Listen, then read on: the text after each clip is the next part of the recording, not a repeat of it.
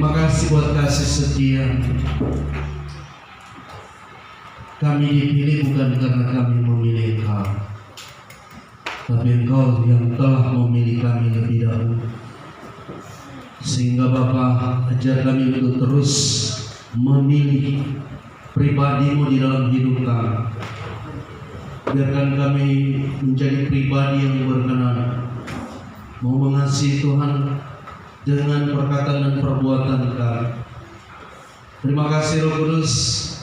Kami percaya Engkau sudah berkata di atas pujian-pujian kami pada saat ini. Dan saat ini kami rindu Engkau memberkati kami dengan kebenaran daftar, kebenaran firman. Berbicaralah di tengah-tengah kami Bapa. Siapakah mempelaimu tidak lebih dari segumpal tanadanya, tapi apabila Bapa pakailah menurut kehendak-Mu Engkau yang dinyatakan dalam pemberitaan. Tarkan kami semua hati seorang murid untuk duduk diam mendengarkan sabda kebenaran. Kuasa setan dalam bentuk apapun yang mencoba merampas merintangi pemerintahan firman-Mu, kami bersatu hati kami tolak katakan dalam nama Tuhan Yesus Kristus. Baik kami yang beribadah secara offline di gedung ini maupun yang mengikuti streaming online diberkati. Terima kasih sejauh mana juga pemberitaan kebenaran-Mu diperdengarkan. Biarlah semua yang mendengar mengalami berkat. Terima kasih Tuhan. Kami sambut kebenaran-Mu di dalam nama Tuhan kami Yesus Kristus. Kita semua yang percaya katakan amin. Selamat shalom. Ya, silakan dulu. Puji Tuhan. Hari ini kita akan belajar kembali seri pneumatologi, dan memang banyak sekali berbicara tentang roh ini kita tidak cukup untuk 1-2 kali pertemuan.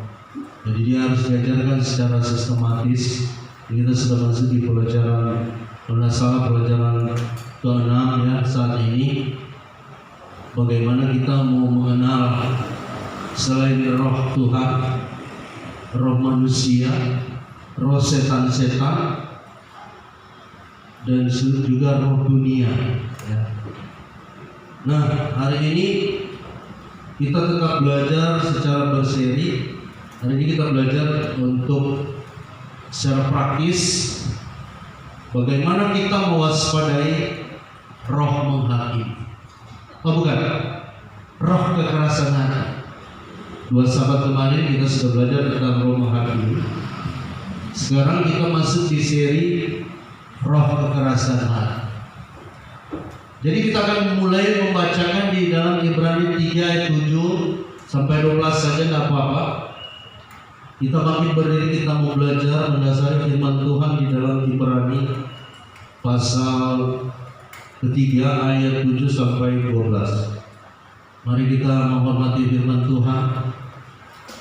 Kita akan bacakan berbalas-balasan Ibrani pasal 3 ayat 7 sampai 12. Binasa karena murka.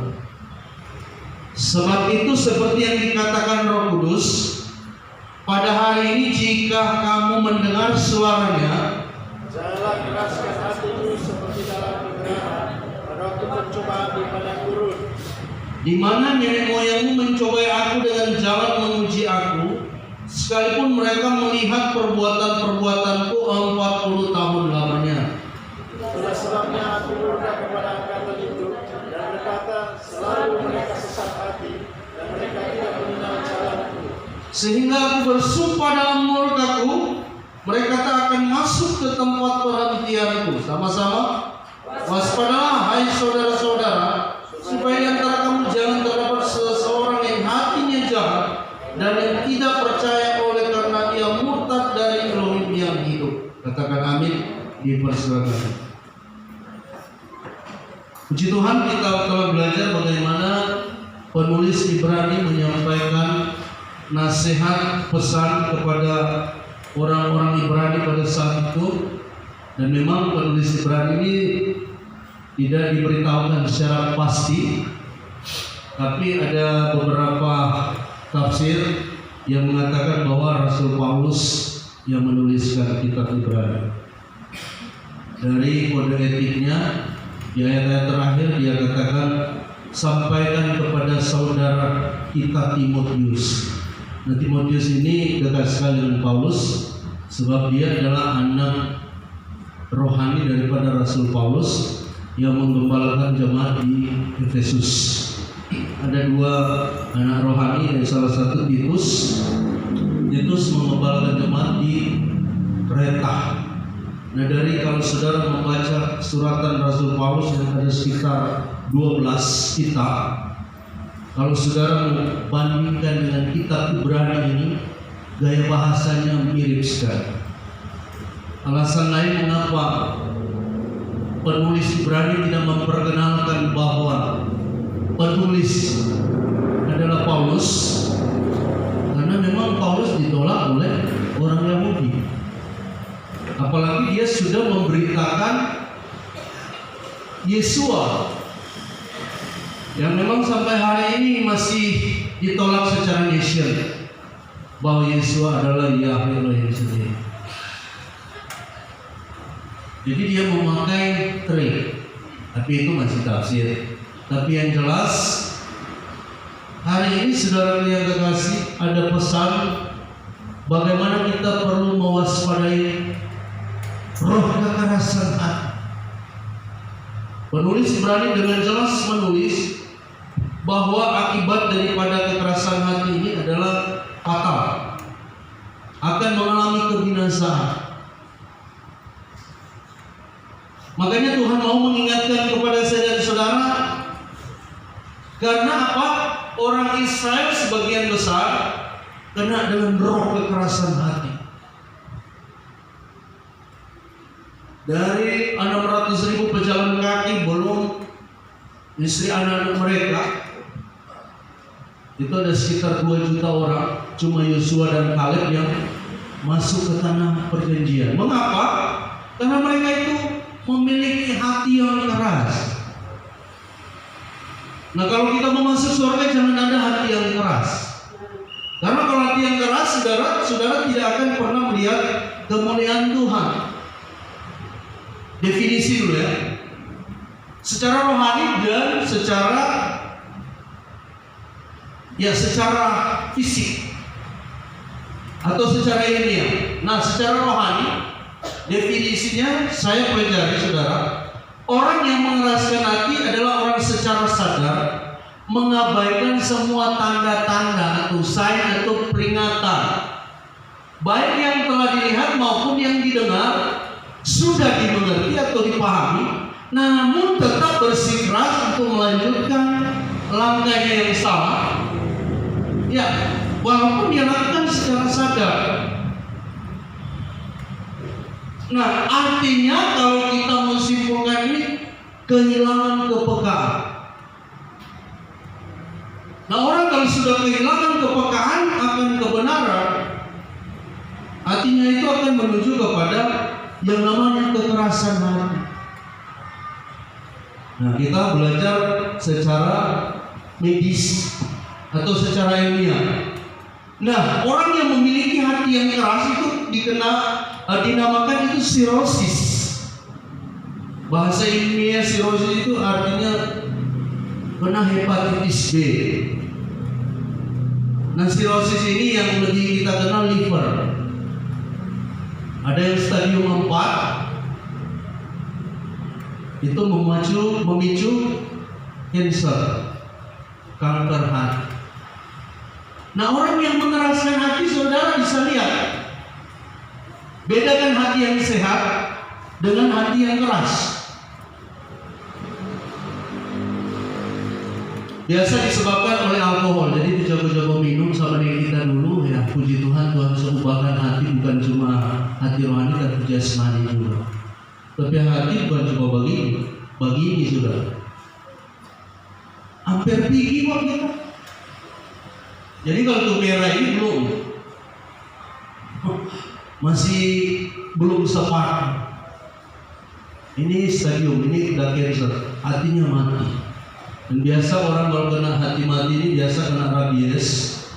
Kalau sebegini ya sudah, biar mengobati secara medis nggak bisa. Nah, kalau kita kurang kepekaan akan kebenaran, Sudah tahu itu kebenaran, tapi kita terus acuh tak acuh.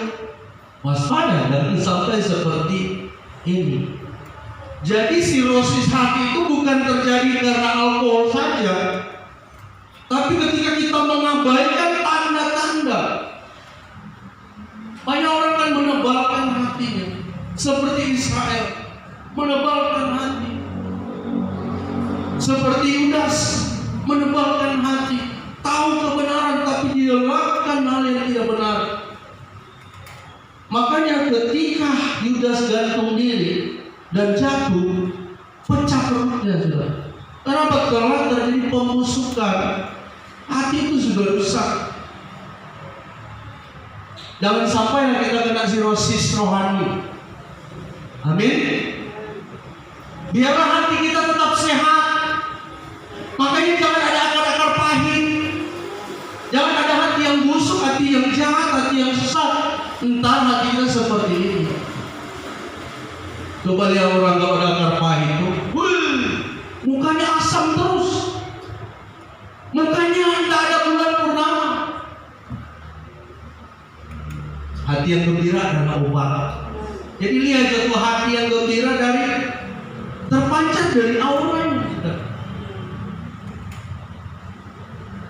Biasa memang penyebab kekerasan hati pertama keangkuhan. Keangkuhan hatimu telah memperdayakan engkau. Engkau yang tinggal di liang-liang batu, di tempat kediamanmu yang tinggi, engkau yang berkata dalam hatimu, siapakah yang sanggup menurunkan aku ke bumi? Ini orang-orang Amalek ini memang bertambah di batu-batu. Jadi susah sekali mau dikalahkan. Orang hidup di dalam batu, dan mereka biasanya menyergap tiba-tiba. Setelah melakukan penyergapan tiba-tiba naiklah mereka ke liang-liang batu, sehingga mereka menyombongkan diri. Tapi Tuhan tetap mengalahkan mereka. Bahkan Tuhan katakan melupakan ingatan kepada orang Amalek. Jangan sampai Tuhan melupakan kita karena ada kekerasan hati yang didasari oleh kesombongan. Ini gambaran orang yang sombong seperti ini. Gambaran saja. Nah, jadi jangan sampai ada keangkuhan hidup. Keangkuhan hidup itu yang membuat hati ini akan mengeras. Keangkuhan hidup ini yang membuat akan ada sirosis secara rohani.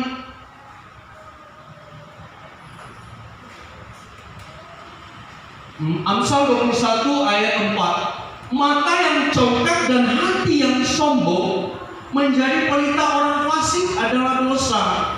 Saya ambil gambaran batu, sudah. Biasa orang kalau ditambang dulu kalau batu berbiru-biru juga main dia keras.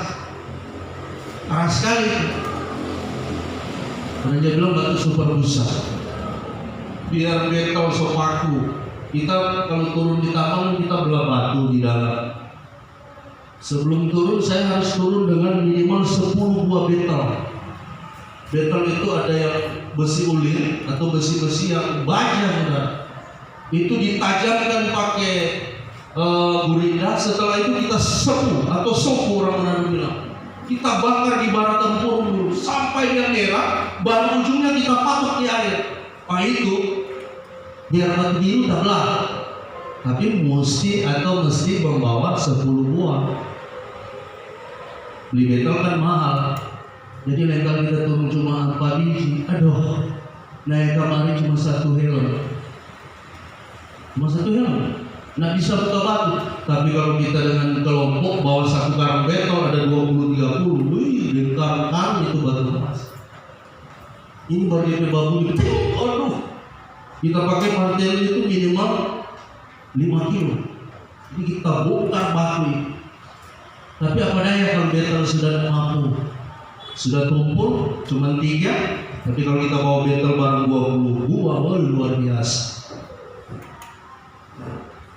Di batu yang keras. Ini gambaran hati, sudah. Kekerasan hati itu akan dimulai dari kesombongan dan kecongkakan. Dan yang kedua, saudara, adalah kepahitan hati. Sebab melihat bahwa hatimu telah seperti yang penuh, yang pahit dan terjerat dalam kejahatan. Yang kedua yang mengeraskan hati ketika kita memiliki sirosis rohani, yaitu kepahitan. Coba Pak Yudi baca di Ibrani 12 ayat 15. Apa ini akar pahit ini? Pak Yudi bacakan Ibrani 12 ayat 15. Jagalah supaya jangan ada seorang pun menjauhkan diri dari kasih karunia Elohim, agar jangan tumbuh akar yang pahit yang menimbulkan kerusuhan dan yang mencemarkan banyak orang. Ya, kepahitan hati akan mendatangkan kerusuhan, mencemarkan banyak orang, bahkan bisa mencemarkan pekerjaan Tuhan, mencemarkan kehidupan kita sendiri. Dan kalau orang ada akar pahit, saudara, ada kesombongan, itulah yang membuat hati akan mengeras. Nah, hari ini saudara berbicara tentang mewaspadai roh, atau boleh kita katakan kita mengidentifikasi apakah roh kekerasan hati ini ada di dalam kehidupan kita. Kita mengidentifikasi saudara, adakah hidup kita atau adakah hati kita hati yang sehat atau yang sudah kena sirosis secara rohani. Ini ada beberapa ciri tanda hati yang keras atau sirosis, mengeras saudara. Biasa orang kalau sudah sirosis hati, kita pernah mengalami sirosis hati karena kita dulu peminum. Saudara, biar pisau tajam kita garis begitu ke tangan.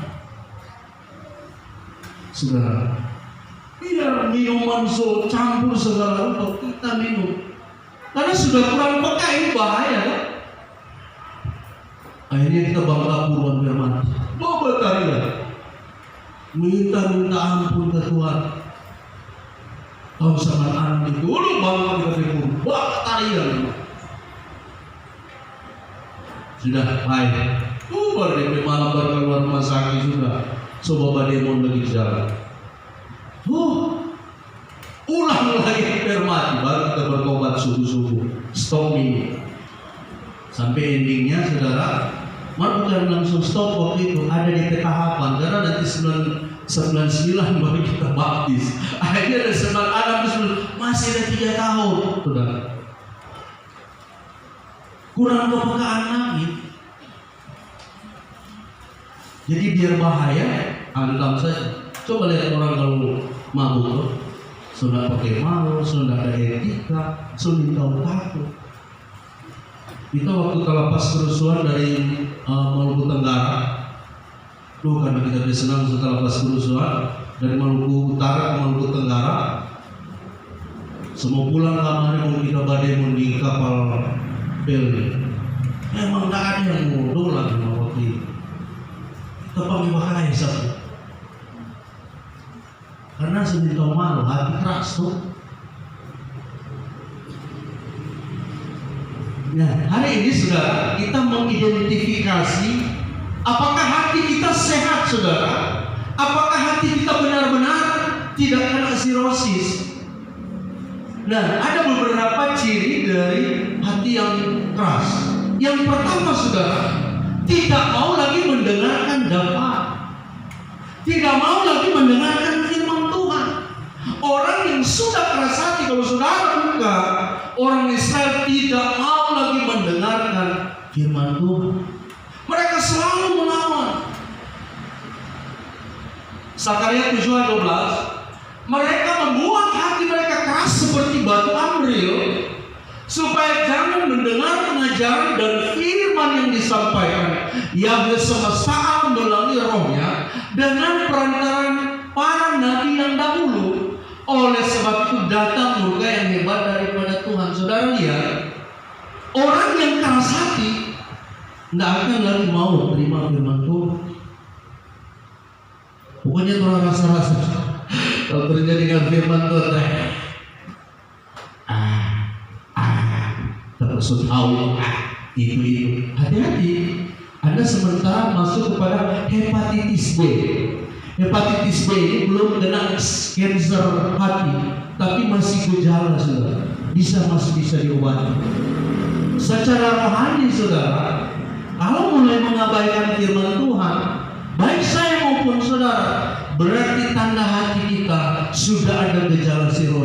secara rohani. Amin. Mereka mengeraskan hati mereka seperti batu amril, batu biru tadi, rasa. Nah, Tuhan mau mengajar kita, saudara, lembutkan hati kita ketika mendengar firman Tuhan. Nah, namanya juga teguran, saudara. Nggak enak loh kalau ditegur firman Tuhan. Makanya orang Israel sampai keras hati. Padahal tujuan Tuhan untuk memperbaiki mereka. Dan mereka memang kena murka yang hebat. 2 juta orang cuma 2 yang sampai. Karena kekerasan hati, mengeraskan hati di padang gurun. Makanya Tuhan katakan tadi, pada hari ini kau dengarkan suara Tuhan, jangan keraskan hatimu waktu di Meriba atau di padang gurun.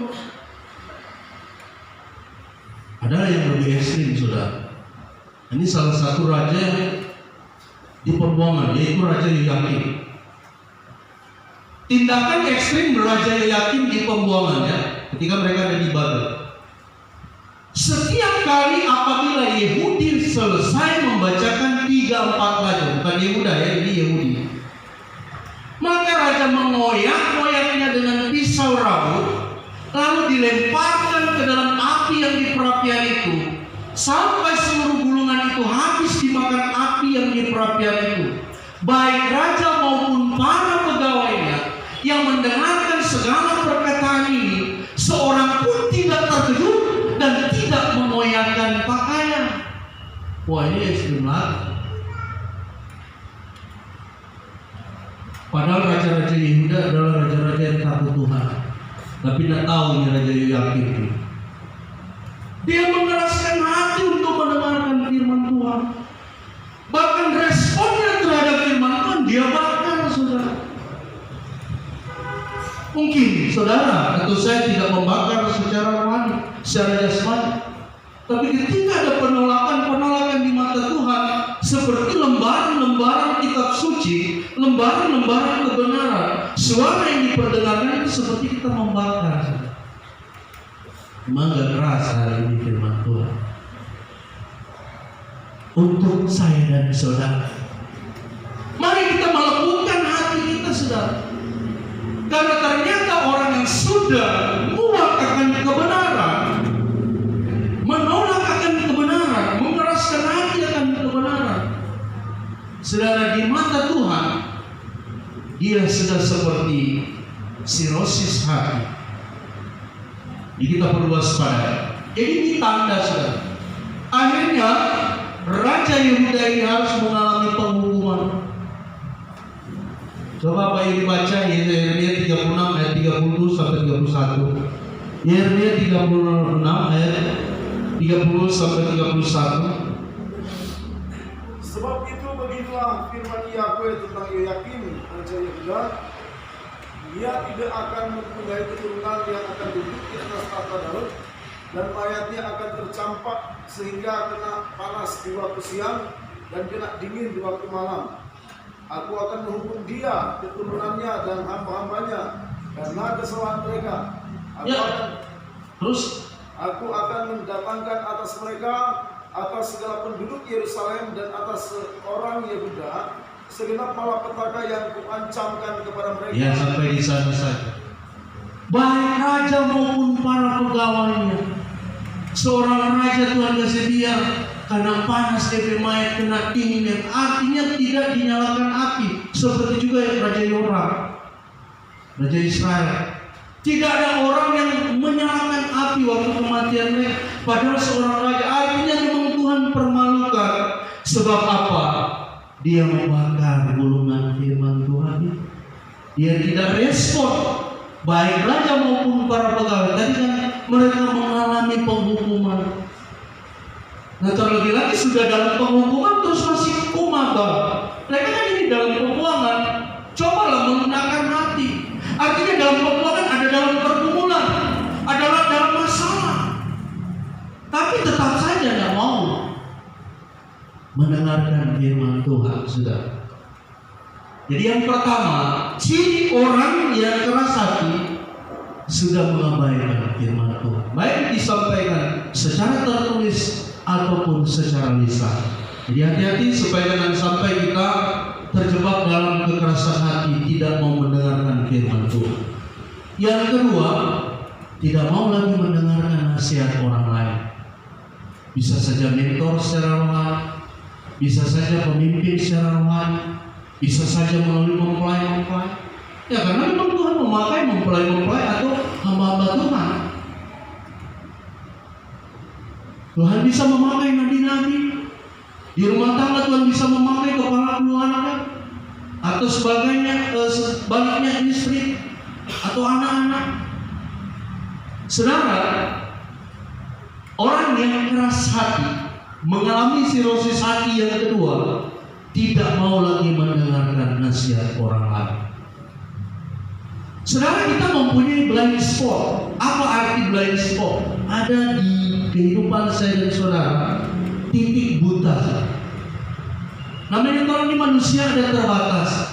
Nak terang hidup ini selalu benar, selalu perfect, selalu 100%. Semua yang orang lakukan paling benar, semua yang orang bikin itu paling betul. Mungkin bisa betul di pemandangan saudara, tapi belum betul atau belum bisa benar atau belum tentu benar di pemandangan orang lain. Atau terlebih kepada Tuhan saudara.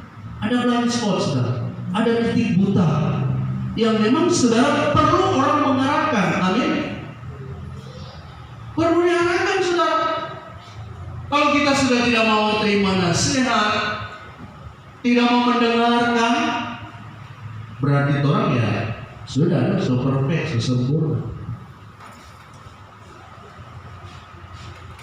Tetapi para ahli Mesir membuat yang demikian juga dengan ilmu-ilmu mantra mereka, sehingga hati Firaun berkeras dan ia tidak mau mendengarkan mereka keduanya, seperti yang telah difirmankan Tuhan. Biar saudara masalah, biar pula sohamtang saudara. Dia telah mengeraskan hati. Kekerasan hati ternyata apa? Karena tidak mau mendengarkan lagi nasihat. Saudara, biarlah kita terbuka untuk nasihat. Amin. Ini ada kaitan juga dengan pertama. Tapi nasihat lebih kepada saudara, di gereja kita mempunyai mentor rohani, kita mempunyai leader rohani, di rumah kita mempunyai pemimpin, baik kepala keluarga. Ada banyak hal saudara Tuhan bisa pakai untuk menegur menasihati. Amsal 27 ayat 5, lebih baik teguran nyata-nyata daripada kasih yang tersembunyi. Jadi saudara memang seperti itu. Jangan sampai seperti Firaun. Karena kekerasan hati, ia sudah tidak mau mendengarkan mereka keduanya. Artinya Musa dan Harun. Ini orang yang putus Tuhan, dan dia sudah lihat tanda-tanda, tapi tetap tidak mau mendengarkan nasihat. Nah, orang yang mengabaikan nasihat bahaya. Bahkan ada yang marah, Pak Ferry sudah bahas kemarin. Ada yang marah kepada yang menasihati. Lalu Firaun berkata kepadanya, pergi daripadaku, awas engkau, jangan lihat mukaku lagi, sebab pada waktu engkau melihat mukaku engkau akan mati. Wah, ini sudah dikasih nasihat supaya dia berubah, malah dia marah, bahkan mengancam. Biasa orang-orang yang takut terima nasihat sama dia Firaun. Mudah-mudahan orang tidak sama dia Firaun. Artinya mari kita terbuka hati. Kalau memang nasihat itu menguatkan kita, nasihat itu memperbaiki kita, nasihat itu mengarahkan kita, kenapa tidak? Tapi ketika kita dinasihati terus kita lebih tahu, kita lebih pintar, ya sudah sama dengan Firaun ini. Berarti hatinya keras, saudara. Nah, ini gambarannya orang yang sudah tidak mau mendengarkan siapa-siapa lagi, sama sekali. Siapa mengindahkan didikan menuju jalan kehidupan, tapi siapa mengabaikan teguran tersesat. Siapa mencintai didikan, mencintai pengetahuan, Tapi siapa membenci teguran adalah dulu. Kemiskinan dan cemooh menimpa orang yang mengabaikan diri kami. Tapi siapa mengindahkan teguran, ia dihormati. Teguran tujuannya Tuhan menghormati orang, supaya orang tidak bodoh, tidak dungu. Dungu lebih ekstrim lah daripada bodoh. Ini dungu ini biasa sampai bebal. Bebal artinya so dikasih tahu, tidak mau tahu, itu yang namanya bodoh. Atau di atas bodoh yang dungu lah, bebal. Saya percaya KPLKD tidak ada seperti ini. Ini mengidentifikasi saja. Tapi kalau ada kita bertobat siapapun kita. Amin. Nasihat itu membuat kita memiliki kehidupan. Nasihat itu membuat kita, saudara, memiliki pengetahuan. Nasihat itu membuat kita, saudara yang kekasih, mendapatkan berkat, bukan kemiskinan, bukan cemooh. Karena biasa orang-orang miskin mau kasih tahu ya, jadi miskin. Dapat hina ya, cemooh yang mengabaikan diri. Betapa penting saudara kita melembutkan hati untuk nasihat. Amin. Nasihat itu banyak macam, saudara. Bahkan ada yang kepahitan terhadap Tuhan. Contoh Yunus. Tapi hal itu sangat mengesalkan hati Yunus. Lalu marahlah dia. Tapi firman Yahweh, layakkah engkau marah? Tapi berfirmanlah Elohim kepada Yunus, layakkah engkau marah karena pohon jarak itu? Jawabnya, selayaknya aku marah sampai matimu. Bayangkan sedang Tuhan dia suka pahit. Ini keras hati, puji Tuhan, Tuhan ubahkan Yunus. Kalau tidak dia akan mati di dalam kekerasan hati. Banyak hal ya. Jadi saudara, betapa kita perlu mengidentifikasi, perlu senantiasa mendengarkan nasihat. Karena nasihat itu akan membuat kita, saudara, hati kita itu lembut, hati kita pegah. Pegah sekali. Orang yang suka nasihat, hatinya pegah. Coba orang yang sudah mau dengar nasihat, hatinya sudah tidak pegah. Mau salah tidak salah, tetap saja dia maju. Jadi saudara, nah ini bisa berlaku sampai ke Tuhan. Ya dia semua kumabal seperti ini. Nah, yang ketiga, orang yang keras hati dia sudah eksklusif, baik terhadap Tuhan, terhadap orang lain. Sampai Paulus harus berbicara kepada orang Korintus. Hai orang Korintus, kami telah berbicara terus terang kepada kamu. Hati kami terbuka lebar-lebar bagi kamu. Dan bagi kamu ada tempat yang luas dalam hati kami. Tetapi bagi kami hanya tersedia tempat yang sempit di dalam hati kamu. Bayangkan Paulus sampai orang mana bilang kurang mengemis-mengemis. Jemaat Korintus tutup hati. Tutup hati untuk Paulus, tutup hati untuk nasihat, tutup hati untuk pekerjaan Tuhan. Nah, kalau sudah tutup hati seperti ini, artinya hatinya sudah mengeras. Amin. Buka hati. Kita kan sering bernyanyi, ku buka hati untuk jamahanmu. Kalau saudara juga menyembah, hati seperti tidak tersentuh, hati seperti biasa-biasa saja, artinya hatimu sementara tertutup di hadirat Tuhan. Orang kalau terbuka hati di hadirat Tuhan, dijamah, dari mata turun ke hati. Artinya mata adalah jendela hati. Kalau hati terbuka bagaimana? Mata akan merespon, saudara. Tapi kalau terbuka mata malah seperti tidak ada apa-apa, berarti hati tertutup. Buka hati, saudara. Amin.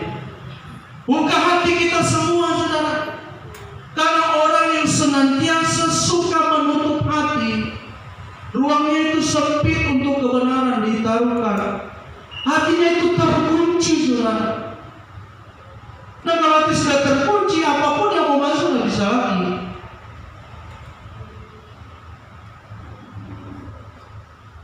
Supaya timbal balik, aku berkata seperti kepada anak-anak, bukalah hati kamu selebar-lebar. Di hati itu tempat Tuhan berbicara. Di hati itu ada kepekaan muncul.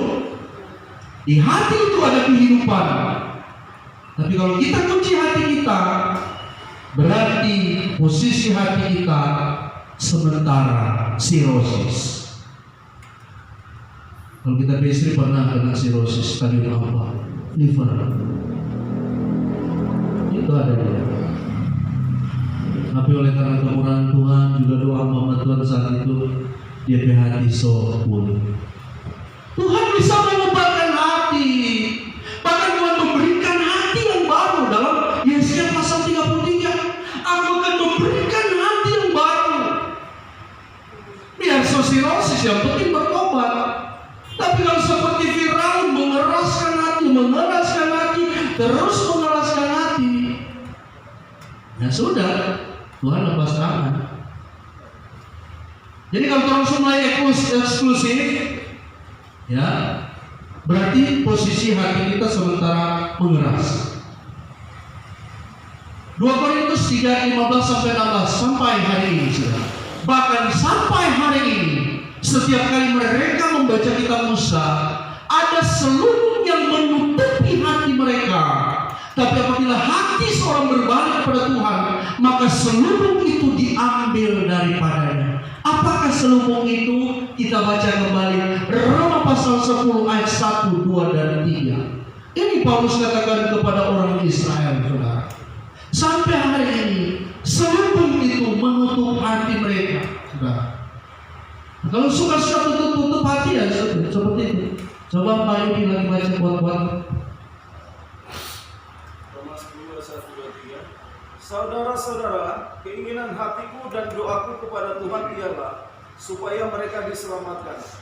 Sebab aku dapat memberi kesaksian tentang mereka bahwa mereka sungguh-sungguh giat untuk Elohim, tetapi tanpa pengertian yang benar. Sebab oleh karena mereka tidak mengenal kebenaran Elohim, dan oleh karena mereka berusaha untuk mendirikan kebenaran mereka sendiri, maka mereka tidak takluk kepada kebenaran. Ya, kebenaran diri sendiri akan membuat selubung itu tetap menutupi hati. Kalau kita sudah merasa yang paling benar, kebenaran itu tidak akan pernah sampai. Sebab kebenaran tidak akan sampai kepada orang-orang yang merasa paling benar. Kalau kalian paling benar, sampai hari ini saudara, kita doakan supaya Israel secara nation menerima Yesua sebagai Bapa yang hidup sendiri. Jadi sampai hari ini masih ada selubung. Kenapa? Suka menutup hati. Nah ini ibaratkan seperti batu ini saudara. Ini batu keras juga ya. Tapi memang kalau dari batu-batu masih banyak batu-batu yang dibentuk dengan panas bumi. Salah satunya adalah granit. Biasa ibu-ibu di rumah punya teflon dari granit, itu tahan panas. Itu batu yang ditempa dari saudara panas bumi. Ada intan, ada berlian dan sebagainya. Yang keempat, bersikap apatis. Nah, orang yang sudah keras hati ciri-cirinya apatis dan egosentris. Tahu apatis? Tidak peduli lagi dengan siapa-siapa. Mau dia Tuhan, mau dia sesama, mau pekerjaan Tuhan, sudah apatis. Ini identifikasi saja ya. Saya percaya tidak ada yang kapelkana hati yang apatis, hati yang egosentris. Dan karena makin bertambahnya kedurhakaan, maka kasih kebanyakan orang menjadi dingin. Kalau saudara melihat sikap apatis di dalam 2 Timotius 3 ayat 2-5 lah, itu banyak saudara sekali sikap ketidakpedulian. Orang mementingkan diri sendiri, jadi hamba uang, tidak peduli akan Tuhan, tidak peduli akan agama. Pokoknya bentuk-bentuk apatis di dalam 2 Timotius 3. Keadaan manusia yang sama, beribadah pun seadanya, memungkiri kekuatan ibadah, artinya hanya secara rutinitas yang negatif. Sekarang seperti ini saudara, banyak orang mulai sikap apatis, sikap egosentris. Kita berusaha supaya saudara sikap apatis ini tidak ada di dalam kehidupan kita. Sebab sikap apatis dan egosentris ini sangat berbahaya. Egosentris berarti hanya berpusat untuk dirinya sendiri. Sementara apatis tidak mempedulikan orang lain, tidak mempedulikan pekerjaan Tuhan, tidak mempedulikan Tuhan. Tapi kelihatan beribadah. Nah itu di dalam 2 Timotius 3. Nah yang kelima, orang yang keras hati adalah orang-orang yang tidak juga mau mengampuni kesalahan orang lain. Nah ini kita sudah tahu ya ayatnya. Jadi ketika kita menyimpan kesalahan orang lain, kita saudaraku yang kekasih mengingat-ingat kesalahan orang lain, kita marah pada orang lain yang mungkin saudara berbicara kasar, berbicara tidak enak kepada kita, menjatuhkan kita, terus kita berat untuk mengampuni. Tuhan katakan kita juga tidak akan mengalami pengampunan. Orang-orang yang tebal hati, yang sudah tidak mau mengampuni sesama, banyak loh saudara, sampai mati dia tidak ampun. Saya lihat dengan kepala sendiri. Papa saya saudara waktu sudah meninggal, sebisanya semua yang dia bawa salah, ya namanya apa? Manusia. Dia saudara yang kekasih meminta ampun ke semua yang pernah dia lakukan salah. Tapi ada satu yang nggak mau datang, nggak jauh orangnya. Tapi yang jelas, Bapak saya kalau sudah melepaskan pengampunan. Yang dipiutangi ini atau boleh dikatakan piutang itu masalah dosa atau utang. Utang kan di dalam kitab PLT itu dosa atau kesalahan itu. Nggak mau kasih ampun. Nah dia orang sopiki dia mau minta ampun ke siapa lagi? Sementara Tuhan katakan kalau kau tidak mengampuni, Bapak juga tidak akan mengampuni. Jadi selagi sampai sesama masih hidup pada baku salah, baku baik. Orang mau minta ampun bagaimana kalau dia sopiki? Amin. Berlakulah firman Tuhan ini. Anda tidak mengampuni, Tuhan juga tidak mengampuni. Orang susah mengampuni, berarti orang sopiki lagi dulu. Bagaimana itu?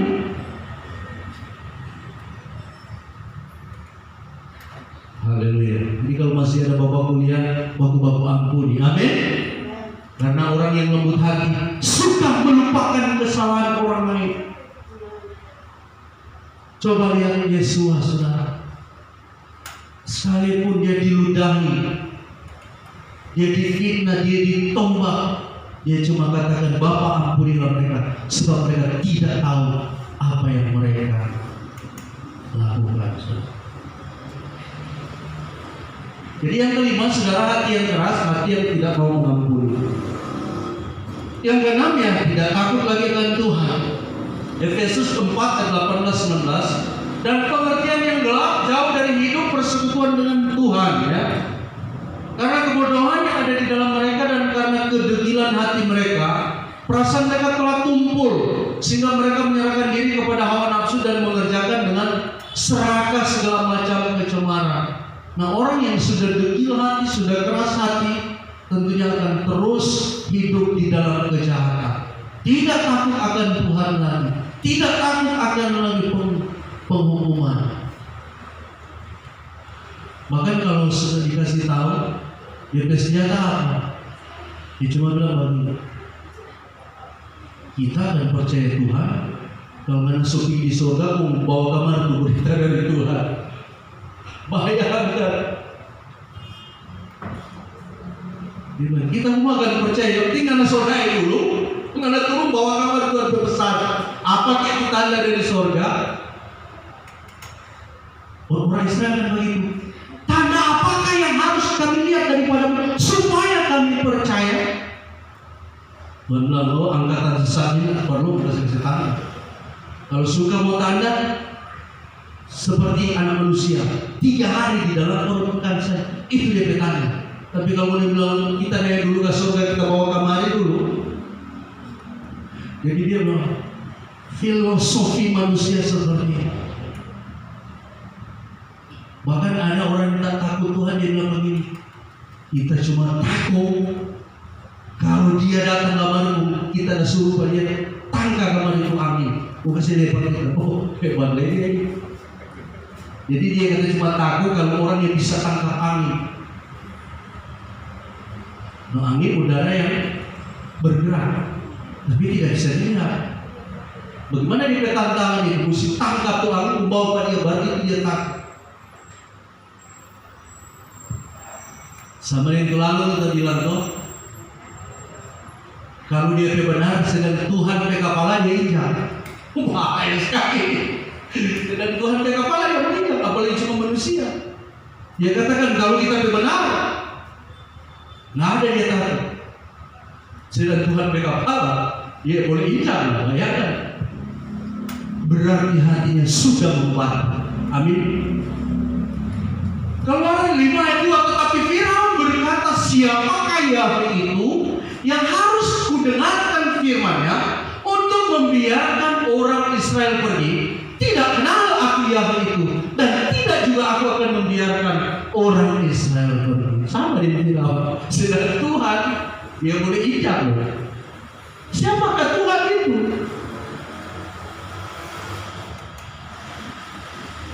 Kalau ada orang mulai sudah meragukan Tuhan, mulai menentang Tuhan, berarti posisi Anda sudah stadium 4 secara rohani. Saya percaya tidak ada ditampilkan, karena kekerasan hati itu akan mendapatkan murka saudara. Nah, yang ketujuh, sirosis hati ini adalah membuang kesempatan, cenderung membuang kesempatan, atau boleh katakan cenderung menghilangkan momentum, saudara. Momentum itu adalah kairos, dan kesempatan atau kairos atau momentum seringkali tidak datang 2 kali, saudara.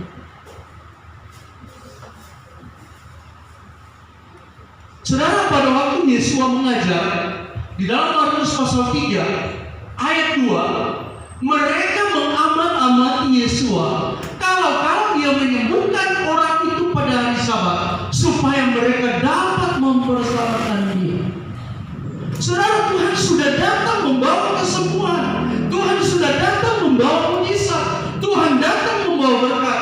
Tapi yang dilihat bukan berkat Tuhan, bukan lawatan Tuhan, bukan momentum yang Tuhan berikan, justru mau mencari kesalahan Tuhan. Bukan kesalahan manusia yang dicari, tapi mereka mencari kesalahan untuk menjebak Yesus. Padahal mungkin pada saat itu mereka rela kaki. Bisa saja darah tinggi sekali, kolesterol naik, ada jantung. Bukan serahkan diri kepada Tuhan.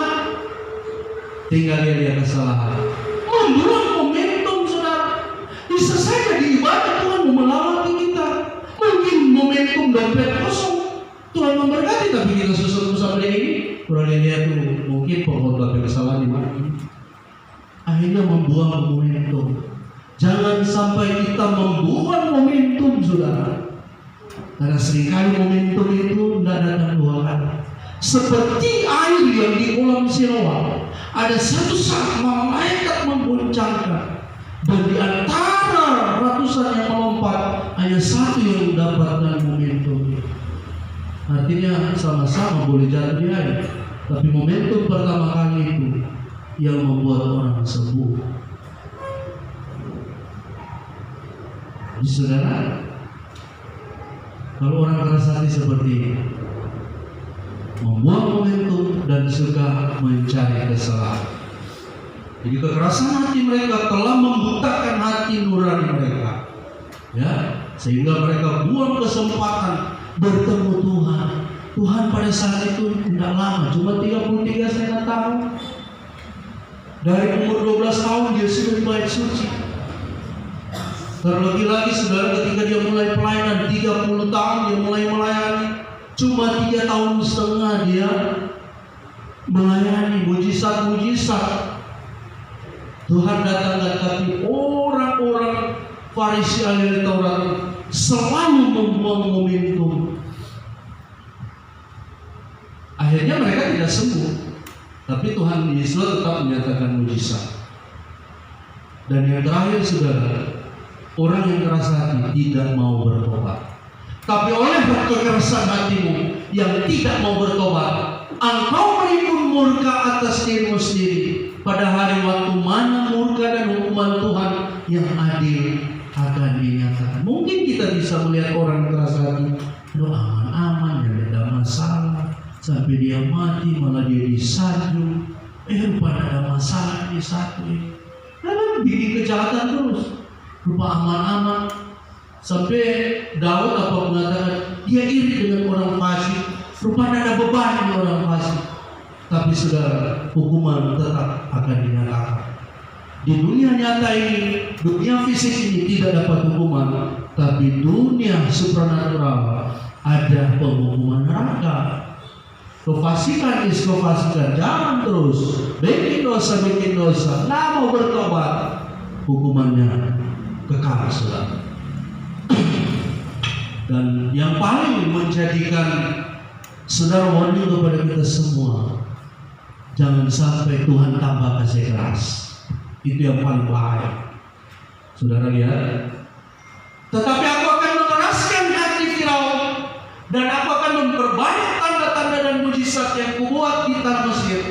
Bila mana Firaun tidak mendengarkan kamu, maka aku akan mendatangkan tanganku kepada Mesir dan mengeluarkan pasukanku umatku orang Israel dari tanah Mesir dengan hukuman-hukuman yang berat. Kalau Tuhan setelah kasih keras, siapa mau kasih lobo lagi kasihan? Kalau mungkin gembala dapat mengeraskan hatimu, Tuhan masih bisa melembutkan. Tapi kalau Tuhan sudah kasih keras dan terbukti, ketika mengapa Tuhan keraskan hati? Karena memang Firaun sombong, keras hati ukur bengkok. Makanya Tuhan, dia karena suka ya kita tambah kasih keras. Jadi kalau Tuhan sudah kasih keras, aku mau kasih lombong. Jadi itu sunnah peka, kurang-kurang kepekaan, jangan sampai dikeraskan Tuhan. Kalau Tuhan kasih keras hati, siapa yang mau kasih lombong? Dia yang punya hati, dia bisa memperbarui hatimu dan saya, dia bisa menggantikan hati yang baru. Tapi kalau dia kasih keras, dan di dunia akhir zaman ini ada begitu banyak Firaun akhir zaman yang karena suka keras hati, ya Tuhan sudah keraskan. Makanya Tuhan katakan berbahagialah orang yang lembut hati. Bilangan pasal 12, manusia yang paling lembut hati adalah Musa. Orang lembut hati bukan tanpa keterbatasan, tapi bagaimana dia mau merubah ini. Daud orang yang benar, lembut hati. Daud gimana? Dia mengakui pelanggaran-pelanggaran, sehingga Tuhan senang. Tapi kalau ini sampai dengan Tuhan dia tantang, siapakah Tuhan itu? Itu Yeremia 17 ayat 9, betapa liciknya hati, lebih licik daripada segala sesuatu, hatinya sudah membatu, siapakah yang dapat mengetahuinya? Jadi ini juga gambaran-gambaran hati yang tidak mau bertobat, hati yang tidak mau setia. Ini gambaran seperti batu keras. Jangan sampai hati kita jadi keras seperti ini. Kesimpulan, hati yang keras berpeluang terjadi kepada siapapun dan kapanpun. Jadi kita perlu mewaspadai gejalanya sejak ini. Jika saya atau Anda mengalami tanda-tanda kekerasan hati di atas, segera lakukan upaya untuk mengatasinya sebelum terlambat. Bapak yang lebih memberkati kita semua. Biarlah pelajaran ini menguatkan kita semua. Mari kita berdoa. Terima kasih Roh Kudus, terima kasih Tuhan Yesus. Kami telah belajar kebenaran-Mu. Engkau mengajar kami dengan kebenaran-kebenaran daftar. Kami terbatas bahasa dan kata-kata, tapi Roh Kudus tidak pernah terbatas. Meteraikan semua di dalam hati kami. Lembutkan hati kami, sucikan hati kami, berkati hati kami, agar hati kami senantiasa taat, senantiasa setia, senantiasa mendengarkan nasihat kebenaran-kebenaran-Mu. Terlebih hari ini, ketika kami mendengarkan suara-Mu diperdengarkan melalui bentangan daftar Bapa, biar kami menerima dengan suka hati, kami tampung di hati kami, biar kami mengalami berkat-berkat. Terima kasih Bapak, kuduskan kami akan membangun dalam roda kebenaran, urap penyembahan kami. Kuasa setan Tuhan Muhammad kami sudah patahkan. Dalam nama Yesus kami berdoa mengucap syukur, haleluya. Amin.